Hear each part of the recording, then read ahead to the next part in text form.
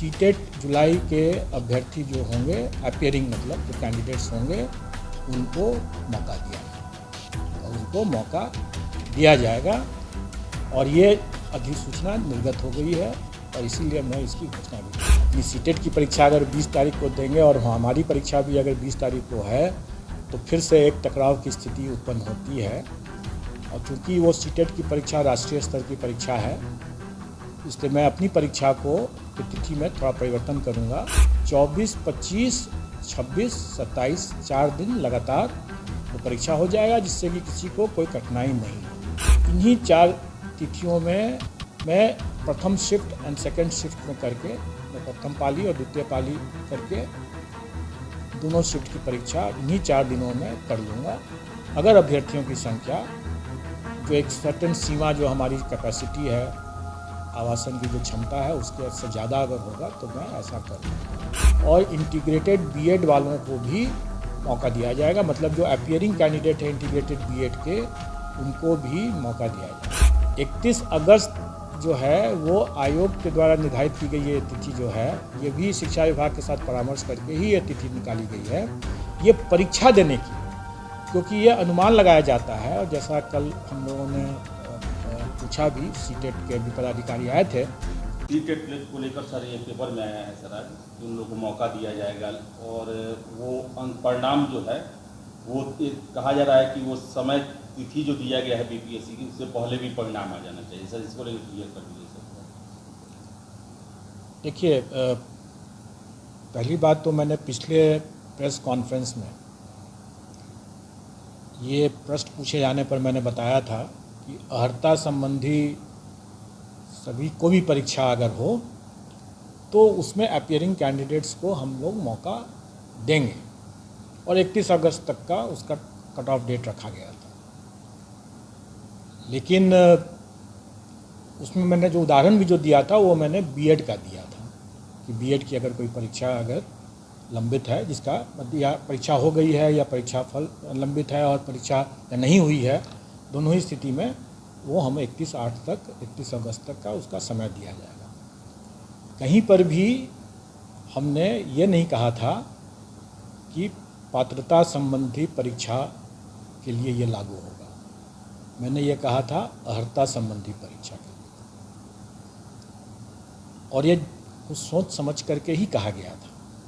ये नहीं कि मैं पात्रता संबंधी परीक्षा के लिए नहीं ये छूट देना चाहता था। मैं छूट तो मैं सबके लिए देना चाहता हूँ, लेकिन छूट देने का अधिकार जो है वो सरकार का है।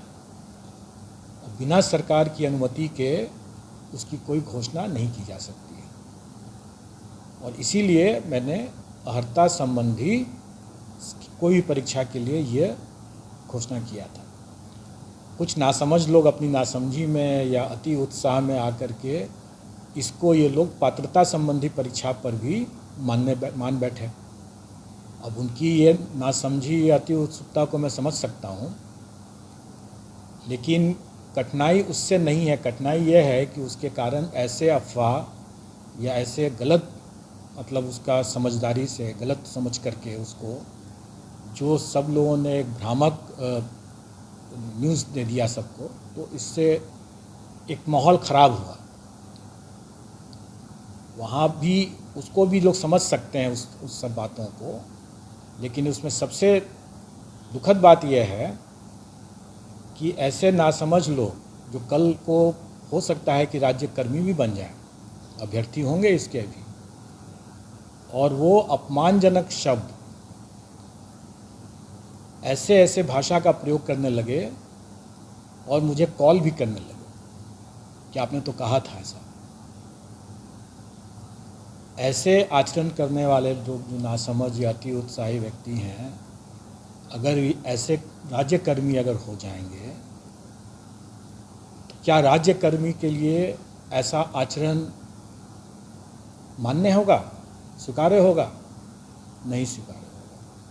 तो ऐसे अगर राज्यकर्मी अगर होते जो इस तरह का आचरण संवैधानिक संस्था के ऊपर, संवैधानिक पदाधिकारियों के ऊपर इस तरह का आरोप, गलत आरोप और अपमानजनक शब्दों का प्रयोग करना, उनसे जवाब सवाल करना गलत समझ करके, अपनी नासमझी में करके ऐसा मिसकंडक्ट जो करते हैं कोई सरकारी कर्मचारी, तो उनको उनकी बर्खास्तगी भी हो सकती है। तो क्या अगर राज्यकर्मी की अगर बर्खास्तगी हो सकती है ऐसे मामलों में, तो क्या अभ्यर्थी के ऊपर कार्रवाई नहीं हो सकती है या नहीं होनी चाहिए?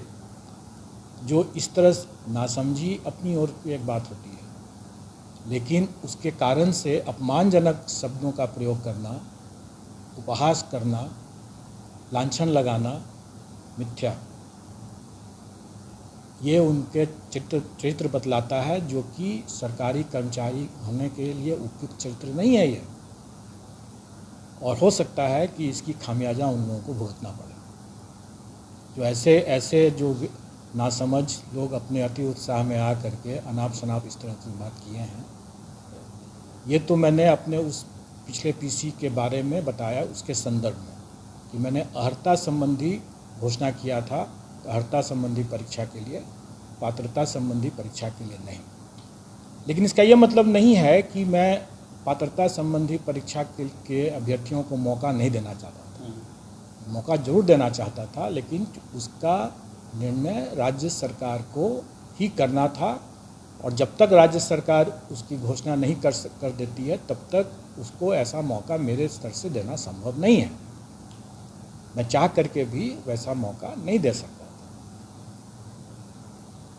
कल हमारी बैठक शिक्षा विभाग के अपर मुख्य सचिव पाठक जी आए थे और उनके पदाधिकारी टीम भी आई हुई थी, और हम लोगों ने यहाँ पर आयोग में बैठक करके और सर्वसम्मति से ये निर्णय लिया कि सीटेट जुलाई के अभ्यर्थी जो होंगे, अपीयरिंग मतलब जो कैंडिडेट्स होंगे, उनको मौका दिया जाए और उनको मौका दिया जाएगा। और ये अधिसूचना निर्गत हो गई है और इसीलिए मैं इसकी घोषणा भी कर रहा हूँ।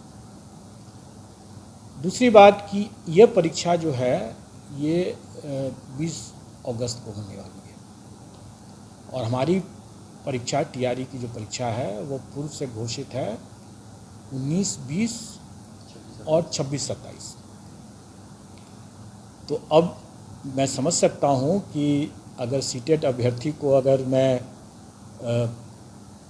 अपनी सीटेट की परीक्षा अगर 20 तारीख को देंगे और हमारी परीक्षा भी अगर 20 तारीख को है, तो फिर से एक टकराव की स्थिति उत्पन्न होती है।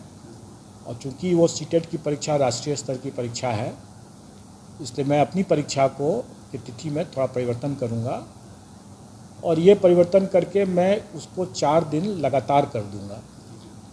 मतलब कि जो अभी 26, 27 है, 19, 20 और 26, 27 है, तो उसको बदल करके 24, 25, 26, 27 4 दिन लगातार वो परीक्षा हो जाएगा, जिससे कि किसी को कोई कठिनाई नहीं होगी।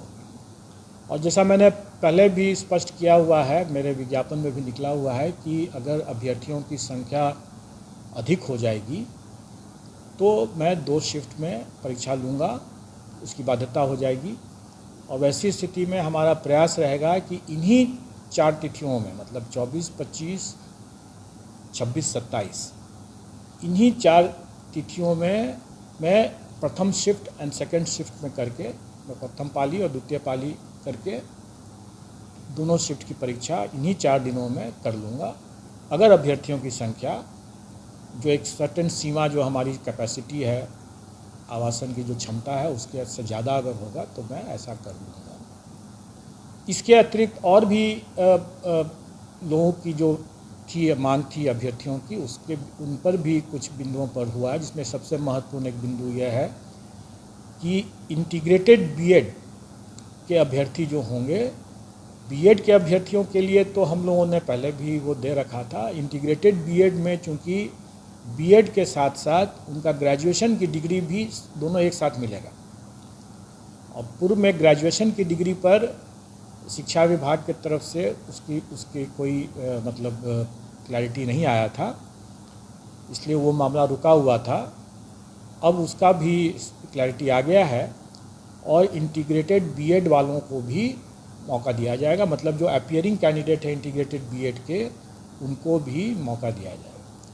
अब ये जो बातें हैं कि जो शिक्षा विभाग ने जो निकाला अधिसूचना कि उसका परीक्षा फल आयोग के द्वारा निर्धारित तिथि के पूर्व में होना चाहिए। ये पहले भी था और अभी भी है और इस सभी मामलों में है। लेकिन इसका ये मतलब नहीं है कि आयोग के द्वारा निर्धारित तिथि 31 अगस्त परीक्षा फल के लिए नहीं है। 31 अगस्त जो है वो आयोग के द्वारा निर्धारित की गई ये तिथि जो है, ये भी शिक्षा विभाग के साथ परामर्श करके ही ये तिथि निकाली गई है, ये परीक्षा देने की। क्योंकि ये अनुमान लगाया जाता है, और जैसा कल हम लोगों ने पूछा भी, सीटेट के भी पदाधिकारी आए थे, उनसे भी पूछा कि आपकी जो